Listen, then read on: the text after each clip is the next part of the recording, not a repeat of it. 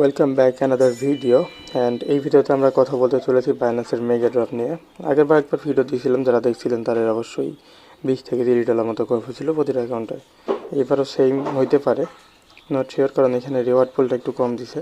তারপরে করে রাখার ট্রাই করবেন।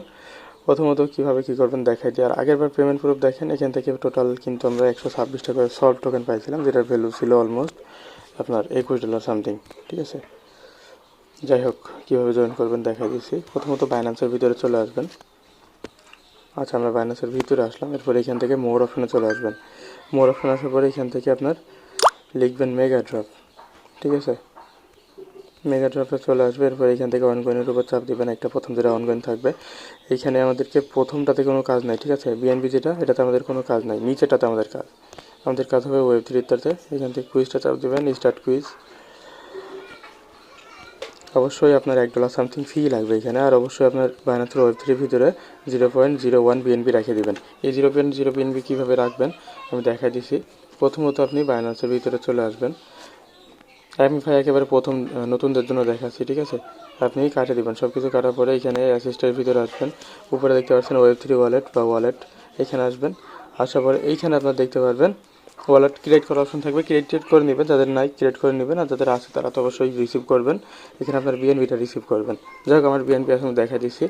এই যে ডিসকভার অপশনে আসলাম। আচ্ছা, ডিসকভার অপশন আসার থেকে আমি বলবো যে প্রথম থেকে আর কি আপনারা করুন। প্রথম থেকে যেখান থেকে আমরা ঢুকলাম, এখানে আসবো, মেগা ড্রপে আসবো, ক্লিক করব, নিচেরটা স্টার্ট কুইজ করবো, স্টার্ট কুইজ। দেন এইখান থেকে অবশ্যই বললাম না, আপনার 0.01 বিএনবি আপনার ওয়ালেটে থাকা লাগবে। এরপরে স্টেক বিএনবিতে চাপ দেবেন। এইখান থেকে আমার দেখেন 0.07 আছে। আমি এখান থেকে কী করব, 0.011 দিয়ে দিলাম।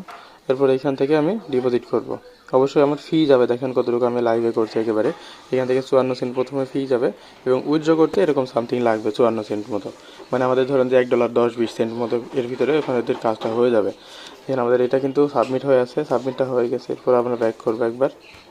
ব্যাক করার পরে আচ্ছা ঝামেলা, এখান থেকে ভেরিফাই করে দিবেন। ভেরিফাই করা হয়ে গেলে কমপ্লিট যখন হবে, আবার স্টার্ট কুইজে চাপ দিবেন।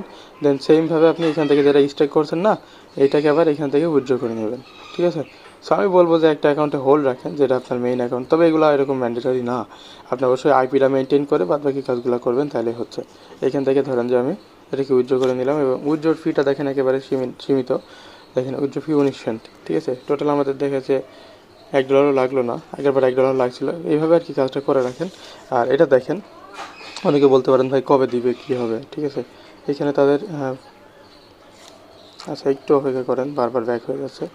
এইখান থেকে তাদের যে আজকে শুরু হয়েছে, হ্যাঁ দেখেন আজকে শুরু হয়েছে আর্লিতে, এবং এন্ড হবে 14 তারিখে।